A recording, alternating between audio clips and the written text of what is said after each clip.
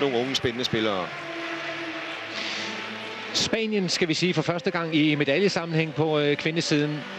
De har godt nok ravet nogle titler til sig i sådan 2008. Der er noget med noget fodbold, og der er noget tennis, og kan de også køre stærkt i en Formel 1-bil, og de kan cykle, og nu kan de også spille kvindehåndbold på højt niveau.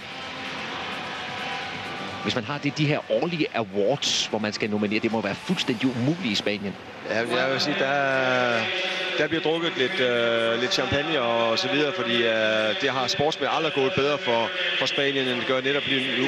Og de her piger, de kommer fra et meget, meget svært miljø, som jeg var inde på tidligere. Så er spansk kvindehåndbold øvrigt lidt ligesom spansk herrehåndbold i økonomiske problemer og har problemer med at få ligaen til at fungere. Så det her, det er jo et kæmpe boost til en sportsgren, som jo, det ved vi alle sammen, ikke har været, eller aldrig har været stor i Spanien, men desto mere imponerende, at de kommer med så fint et mandskab og sætter så meget i respekt, at de tager finalpladsen fra de mere kendte nationer. Og så kan man sige, at Spanien de formåede at tage en off-day på de rigtige dage.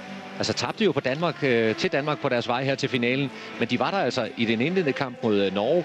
De var der, da de spillede mod Rumænien, og de var der, da de spillede semifinal mod Tyskland. Ja.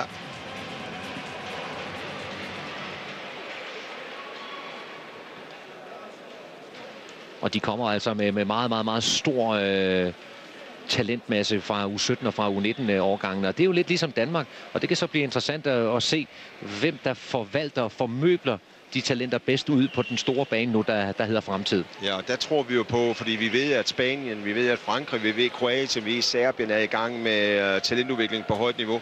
Og det ved vi jo er i, altså det har jo altid været en milesten for dansk håndbold, at vi er gode til at udvikle talenter. Og du har fuldstændig ret.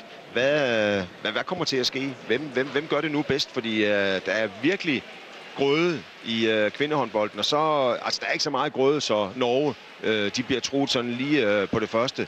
Men sådan hele det der ligger under, ja, der ser ud til at være nogle rigtig, rigtig spændende år fremover. Og der kan jeg sige, at der skal vi i dansk kvindehåndbold, der skal vi virkelig til at tage det alvorligt. For det, jeg ser her, det er nogle hold, og nu er vi ved at overrække medaljer til Spanien. Jamen, det er et hold, som kunne klare til det her fantastiske fysiske prægespil, de kører, hvor Danmark så fattig ud i fysisk sammenhæng, så snart at vi nåede sådan midten af første halvleg eller midten af anden halvleg. Og der tror jeg, at vi har en deficit, vi skal arbejde med for alvor i dansk kvindehåndbold.